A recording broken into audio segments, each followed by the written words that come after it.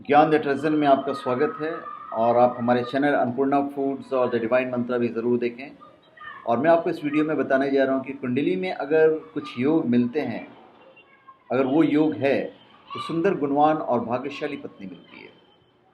ज्योतिष शास्त्र में कुंडली के कुछ ऐसे योग बताए गए हैं जिनके जातक की कुंडली में होने पर उसे सुंदर और भाग्यशाली पत्नी की प्राप्ति होती है। वो योग मैं बताने जा रहा हूँ। पहला, यदि किसी व्यक्ति की कुंडली के सप्तम भाव में वृषभ या तुला राशि होती है तो उसे सुंदर पत्नी मिलती है। यदि कुंडली के सप्तम भाव का स्वामी सौम्य ग्रह होता है और वह स्वराशि होकर सप्तम भाव में स्थित होता है तो व्यक्ति को सुंदर और भाग्यशाली पत्नी प्राप्त होती है। जब सप्तम भाव का स्वामी सौम्य ग्रह हो और वह नौवें भाव में, तो व्यक्ति को गुणवती और सुंदर पत्नी प्राप्त होती है। इस योग से व्यक्ति का भाग्योदय विवाह के बाद होता है।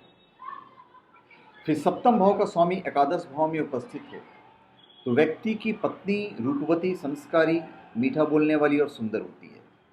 विवाह के पश्चात व्यक्ति की आय में वृद्धि होती है या पत्नी के माध्यम से भी लाभ प्राप्त होते हैं।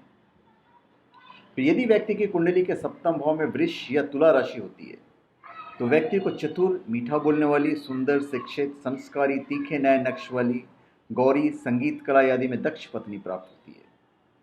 यदि कुंडली के सप्तम भाव में मिथुन या कन्या राशि हो तो व्यक्ति को कोमल, आकर्षक व्यक्तित्व वाली, भाग्यशाली, मीठा बोलने वाली श्रेष्ठ पत्नी प्राप्त होती है। और जिस व्यक्ति की कुंडली के सप्तम भाव में कर्क राशि, उसे अत्यंत सुंदर, भावुक, कल्पना प्रिय, मधुरभाषी, लंबे कद वाली, तीखे नए नक्श वाली, भाग्यशाली पत्नी प्राप्त होती है।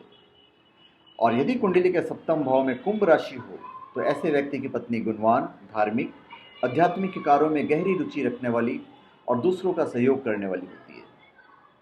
कुंडली के सप्तम भाव में धनु या मीन राशि हो तो व्यक्ति को पुण्य के कार्यों में रुचि रखने वाली, सुंदर, न्याय एवं नीति की बातें करने वाली पत्नी मिलती है और पति के लिए बहुत भाग्यशाली होती है और शास्त्र का अध्ययन करने वाली पत्नी प्राप्त होती है।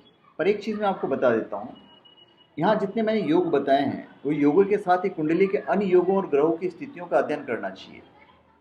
तो अन्य योग के कारण यहाँ पे जो मैंने फल आपको बताए वो बदल भी सकते हैं। तो धन्यवाद। आप हमारे चैनल पर सब्सक्राइब करें और अपने कमेंट दीजिए। धन्यवाद।